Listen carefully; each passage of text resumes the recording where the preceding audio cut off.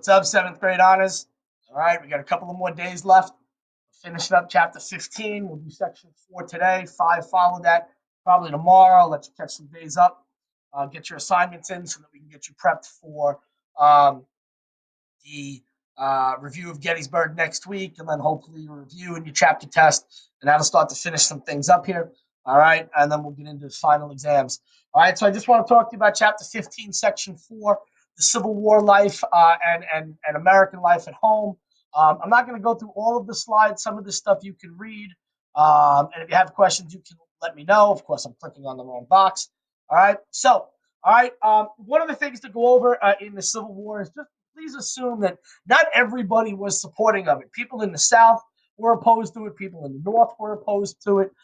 People blamed Lincoln for the war. In fact, in 1864, the Democrats are going to nominate General McClellan, one of his former generals, to actually run against them. All right, and so a lot of people in the North felt it went too far. And that's things that we'll get into. So again, this wasn't 100% supported by everybody. There were people who had opinions against it. Okay, um, the way in which President Lincoln and President Davis in the South dealt with this was, especially Lincoln, he had a lot on his hands. All right, he needed enlistment in the army. He had to keep the war going. He was trying to unite the country. And what they both do is suspend habeas corpus. All right, let's talk about that. That is where you can't be arrested for no reason. The government has to tell you why. That you have certain constitutional rights if you are arrested. They both get rid of it. Theoretically, I mean, could a president get away with that today? Probably not. All right, but during war, presidents' powers are expanded, and especially when we're fighting ourselves, all right, presidents are going to have a little freedom to do some more things. Okay, women play a massive role. All right, specifically about running businesses. Why their husbands are in the war, they become spies. They run farms. They provide food. One of the most famous is Clara Barton, okay, and Elizabeth Blackwell. They are nurses. All right. Clara Barton actually goes on to found the Red Cross. I think that's on your test. Okay. During the Civil War, hospital battlefields were absolutely disgusting. There would be amputations, limbs cut off, no sanitation. People would die from diseases. And people like Elizabeth Blackwell and Clara Barton got involved to try to make that a little bit more sanitary. Okay? You can read that. Here's Clara Barton. Okay, this is the founder of the Red Cross. She's ridiculously famous. Here she is administering medicine to Civil War veterans. And even here, clean sheets, clean blankets, clean bandages, a bed to sleep in, food, water. All right, helps you heal if you were wounded. Prior to the nurses getting involved, I mean, these guys could be laying on floors dying. All right, so Civil War women played a major role, especially in nurses. All right, here are some being trained. Okay. One of the major things to talk about this, and this will be on your test, all right, President Lincoln is going to use what's known as the Selective Service Act, otherwise known as the draft. Okay, the South is going to do it also, but Lincoln in 1863 will require anybody between the ages of 20 and 45 to basically defend the country if called upon. In the South, if you own 20 or more slaves, you were exempt. In the North, you could pay $300 to be exempt. $300 in 1863 is 30,000 today. You know, unless you were the rich, nobody had that kind of money. All right. So what's going to happen is people are going to protest the fact that they don't want to go fight.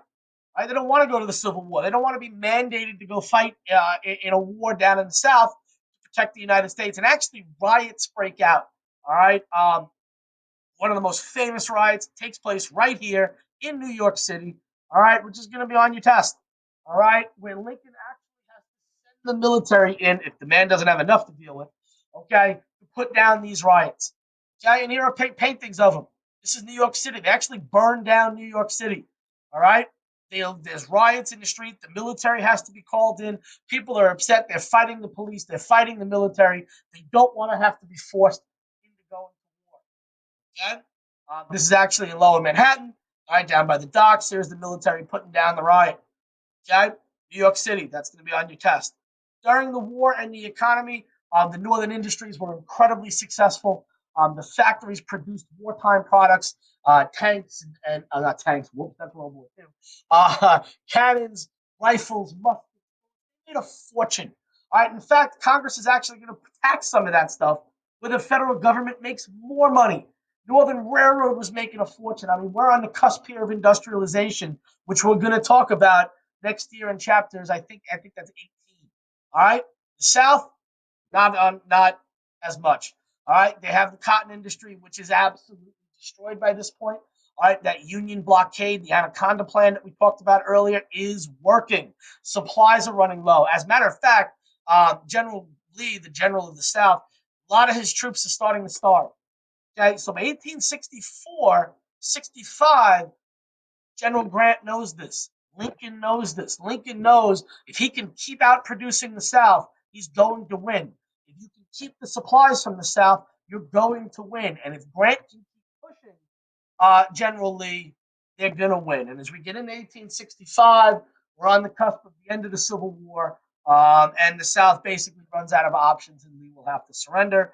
And obviously, we'll talk more about that in Section 5. So, draft riots, women in the Civil War, Clara Barton, all right, what Lincoln has to do to maintain order, put down the draft riots, Northern economy versus Southern economy, all right, is basically the focus for today. And then tomorrow, hopefully, we'll get into Section 5, and that'll take care of the end of the war, specifically key battles, which we'll go over, and the surrender at Appomattox. So, do your homework on Section 4, put it on the Google Doc, and submit it when you are done. All right, guys, take care.